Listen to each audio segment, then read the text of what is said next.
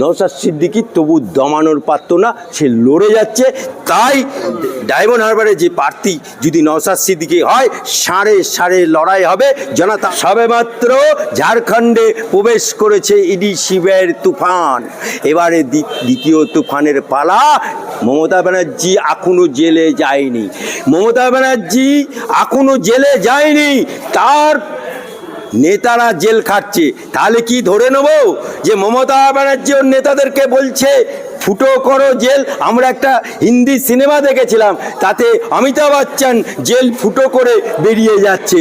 তাহলে মমতা ব্যানার্জি কার কাছ থেকে ট্রেনিং নিয়েছে জেল ফুটো করার? কারণ উনার তো গুণের সীমা নেই। উনি কবিতা লেখেন এপাং ওপাং ধপাং। উনি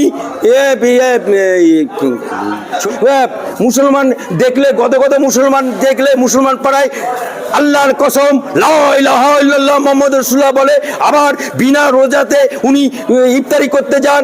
আবার কলকাতা রেড রোডে মুসলমানদের নামাজে না বিয়ে কানায়ের মায়ের মতো উনি সেখানে বোরকা টানি এরকম মাথায় দিয়ে ওড়না দিয়ে আল্লাহ হু করতে পারেন। আবার উনি বলেন আমি সাত্ত্বিক ব্রাহ্মণ, আমি ব্যানার্জি পরিবারের, যাও দেবী স্বর্গভূতস্যৈ নমস্তস্যৈ।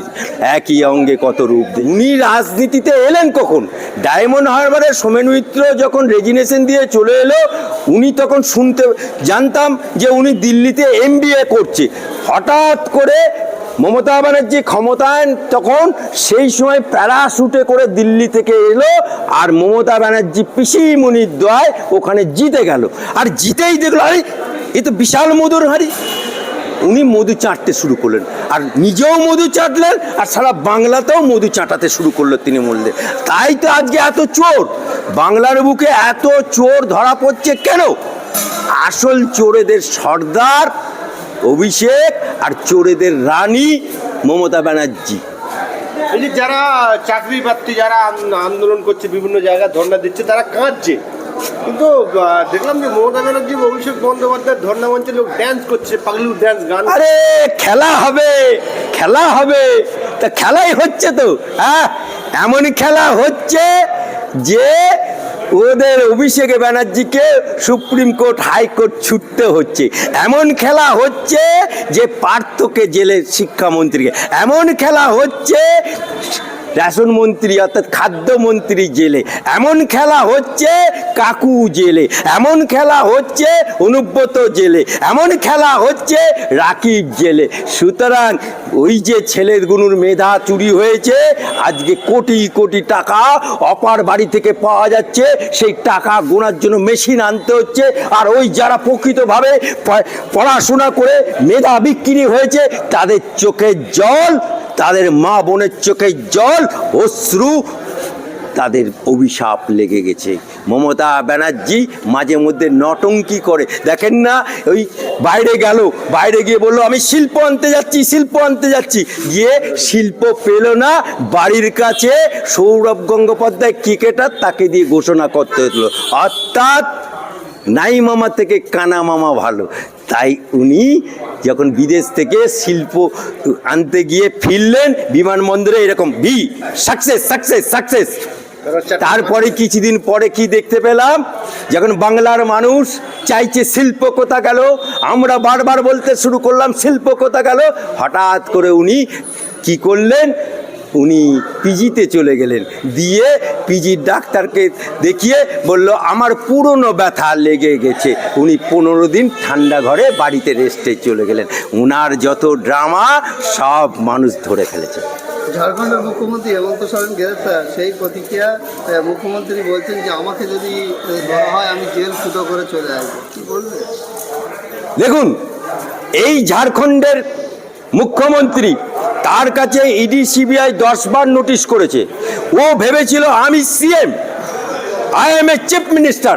ও ইডি সিবিআই নোটিশ ফোটিস আমি পাত্তা দিই না, 10 বার 12 বার যাই আসুক। মানে ওর একটা অহংকার ছিল যে আমি সিএম। কিন্তু ইডি সিবিআই অবশেষে সেই সিএমকে গ্রেপ্তার করলো। এই সিএম কে ছিল? ভারতবর্ষে যখন মমতা ব্যানার্জি জোট করলো, কি জোট? ইন্ডি জোট। ইন্দি জোট আজকে পিন্ডি জোট হয়ে গেল। আজকে এই সোরেন জেলে, ওই মুখ্যমন্ত্রী জেলে, আর এক মুখ্যমন্ত্রী নীতিশ কুমার পাল্টি খেলো। আজকে খালি ইন্তেজার করুন, সবেমাত্র ঝাড়খণ্ডে প্রবেশ করেছে ইডি শিবের তুফান। এবারে দ্বিতীয় তুফানের পালা। মমতা ব্যানার্জি এখনো জেলে যায়নি, মমতা ব্যানার্জি এখনো জেলে যায়নি, তার নেতারা জেল খাটছে। তাহলে কি ধরে নেব যে মমতা ব্যানার্জি ওর নেতাদেরকে বলছে ফুটো করো জেল? আমরা একটা হিন্দি সিনেমা দেখেছিলাম, তাতে অমিতাভ বচ্চন জেল ফুটো করে বেরিয়ে যাচ্ছে।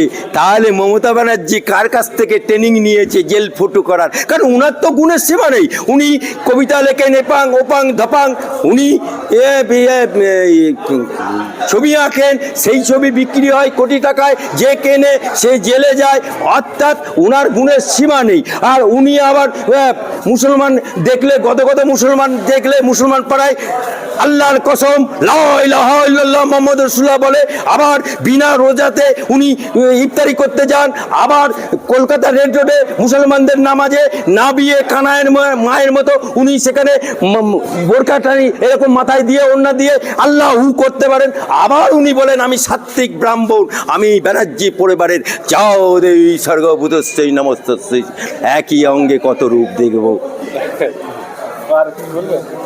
শেখ শাহজাহানকে ধরতে গিয়ে ইডি আক্রান্ত হয়েছে, কিন্তু এখনো শেখ শাহজাহান অ্যারেস্ট হয়নি। কি বলবেন? আরে শাহজাহান অ্যারেস্ট হবে কি করে? আপনারা দেখেছেন এই মুখ্যমন্ত্রীকে একবারে বলেছে শাহজাহানকে অ্যারেস্ট করো? বলেনি। যতদিন না মুখ্যমন্ত্রী বলবে ততদিন পুলিশ গ্রেপ্তার করবে না। আপনারা দেখুন বকটুই অর্থাৎ বীরভূমে যে অগ্নিকাণ্ড হলো, সেই অগ্নিকাণ্ডের মূল নেতা ছিল আনোয়ারকে পুলিশ খুঁজে পাচ্ছে না। কিন্তু মমতা ব্যানার্জি ওই বকটুই গ্রামে যেদিন গেল, সেখানে বলল আনোয়ারকে গ্রেপ্তার করো, আনারুলকে গ্রেপ্তার করো। ঠিক মমতা ব্যানার্জি বকটুই থেকে কলকাতা পৌঁছলো না, আনারুল গ্রেপ্তার হয়ে গেল।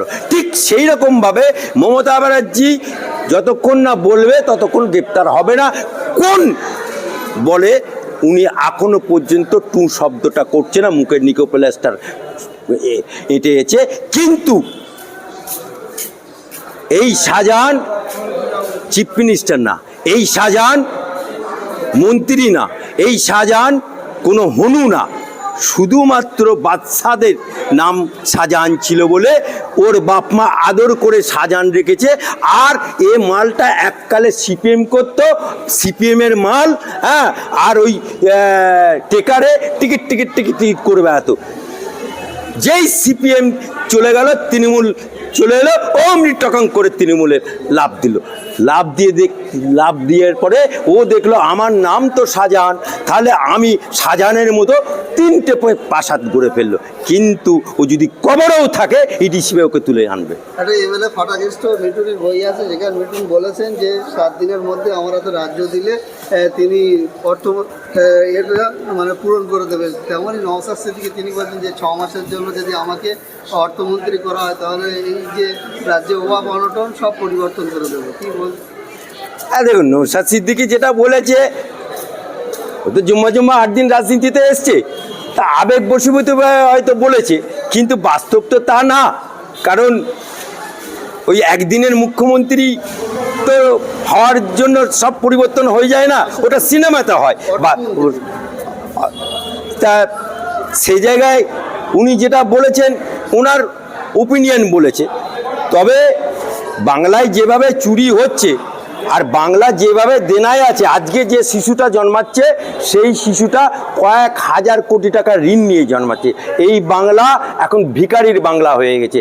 এই বাংলা শস্য শ্যামলার বাংলা, আজকে মমতা ব্যানার্জি এটাকে চোরেদের বাংলা করে দিয়েছে। তাই এই বাংলাতে উন্নতি করতে গেলে একা নওশাদ সিদ্দিকীর দ্বারা হবে না, এখানে সেন্ট্রাল গভর্নমেন্টের সাহায্য চাই, অর্থাৎ ডাবল ইঞ্জিনের সরকার ছাড়া এখানে কিছু হবে না।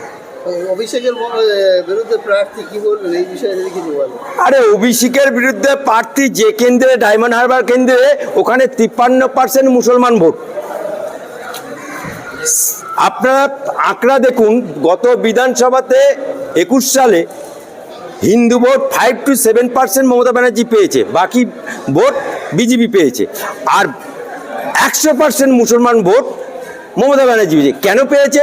তখন এই তোয়া সিদ্দিকির মতো যারা এই ফেল, হ্যাঁ, মৌলানা না, ইমাম না, মৌলবি না, মুফতি না, সে লোকটি বা এখানকার আমাদের ইমাম, আমাদের বড় মসজিদের ইমাম বা টিপু সুলতানের মসজিদের ইমামরা, এরা ফতোয়া জারি করলো এবং গ্রামে গ্রামে গিয়ে বলল যে সিএ এনআরসি যদি হয় তাহলে তোমাদেরকে মুসলমানদেরকে এদেশে থাকতে দেবে না, বাংলায় থাকতে দেবে না, তোমাদেরকে বাংলাদেশ পাঠিয়ে দেবে, আফগানিস্তান পাঠিয়ে দেবে, তোমাদেরকে পাকিস্তানে পাঠিয়ে দেবে।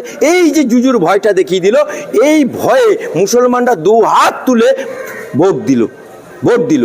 কিন্তু তার মধ্যে থেকে নওশাদ সিদ্দিকী একটা মুসলমান লিবাস পরা সেই লোকটিকে জিতে গেল ভাঙড়ে। জিতে যাওয়ার পরে মমতা ব্যানার্জির বুকে কাঁটা বিঁধে গেল। ওই মমতা ব্যানার্জি এই নওশাদ সিদ্দিকীকে জব্দ করার জন্য 42 দিন জেল কাটালো, তাতেও হলো না।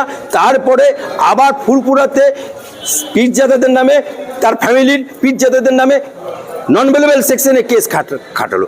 এই যে কেস খাওয়ার পরও তাতেও হলো না। বিলকিস বলে একটা মেয়েকে দিয়ে মহিলা সংক্রান্ত কেস খাওয়ালো, তাতেও হলো না। নওশাদ সিদ্দিকী তবু দমানোর পারত না, সে লড়ে যাচ্ছে। তাই ওই ভাঙড়ে, ওই যেখানে ডায়মন্ড হারবারে যে প্রার্থী যদি নওশাদ সিদ্দিকী হয়, সাড়ে লড়াই হবে, জনতা জনার্দন যাকে ভোট দেবে সেই জিতবে।